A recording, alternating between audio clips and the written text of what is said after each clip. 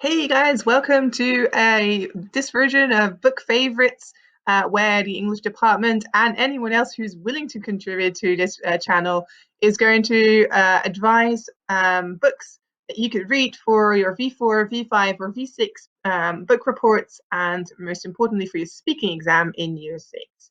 Um, I don't really have a favorite book, but I have favorites that I think are great for students to read for their list. And usually that's because they are a little bit different from other books, or because I think they have good connections and they're easy to talk about. The book for today that I chose is this one, A Mouse. And it's one of my favorites because it's different. Um, for one, if you look at the cover art, it already looks different. I mean, it's got a massive swastika all over the front of it. It's got weird looking creatures on it. And then you haven't even opened it yet. When you open it, and I will do so on camera for you right now. Can you see that? Yes, you can. Um, then you see that this is not a novel with just words in it, but it's got loads of pictures. It's what we call a graphic novel. That's something different, right? Especially very suitable for those of you who are not really into reading also all that much. Let me give you some basic info on this book, and then we'll go into what it's about and also why I think you should read it. First of all, the book was written by Art Spiegelman. You can see him up there, right there in the corner. He was a bit younger when he wrote it, but I thought that picture was so class that I had to put it in there. Let's go into the basic info, okay? So, the title of this one is The Complete Mouse because it really consists of two parts, Mouse 1 and Mouse 2. And then there was a third part added to it later. So I tried to find out when exactly it was written, and it's not very easy because part 1 was published in 1986, part 2 in 1992, and the editing part was written in 1973 and was part of a different comic first, and then they were all combined together into The Complete Mouse.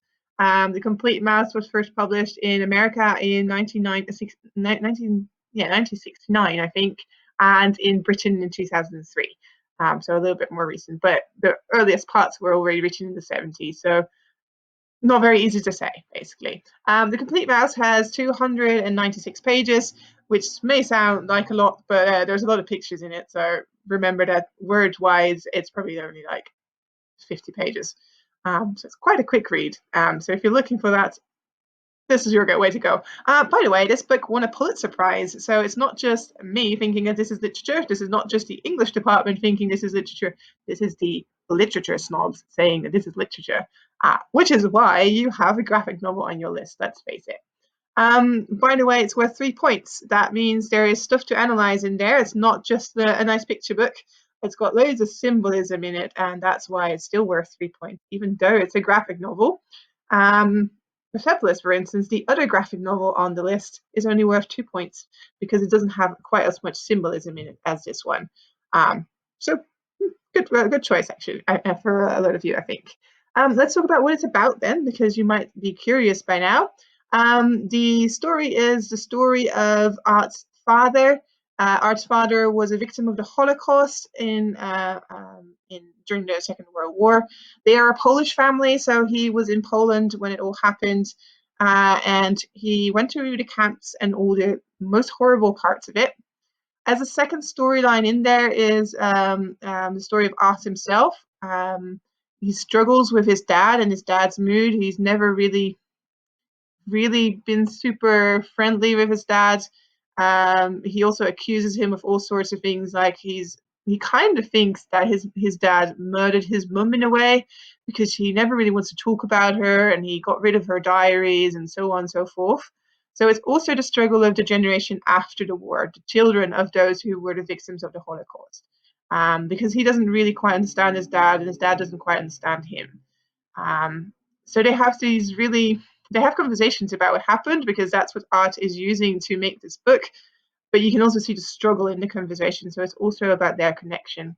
I think it's really done very nicely. It's not just a picture book that goes from left to right, from top to bottom all the time, which is why I took that fragment out, where you can see that there's a bigger picture in the middle, and then there's pictures around it as well, and stuff like that happens a lot in this book as well, where he tries to, for instance, on this page, explain something about Auschwitz-Birkenau, the big concentration camp in Poland.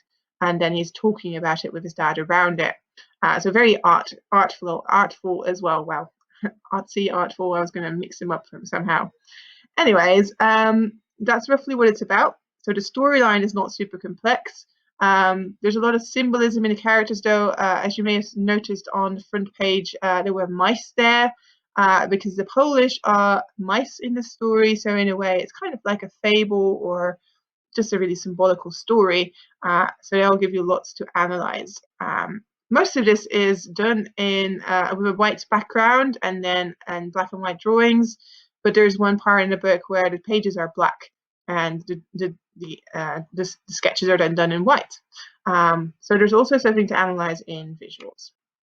Anyways, before I get too carried away with telling you what it's about, because I don't want to spoil the whole book, I need to answer the question as to why I think you should read this book. Well, I kind of already answered it a little bit. I said that it's something different. It's not like your typical novel, and I think especially if you're not really into reading novels so much, this is a really good way out of one of them at least. And it's still worth 3 points, so it's still basically okay to get you to do the 12 points without having to do a 4-point book. It's also got plenty of stuff in there that you can talk about during a speaking exam. And for myself, I thought it was a really nice book to read, actually. It's very interesting. I learned a lot more, again, about concentration camps. I thought I knew a lot already, but the Polish perspective is quite a different thing. And this guy, he really goes into the camps and he sees the horrors and all sides of it, and that I found was really interesting.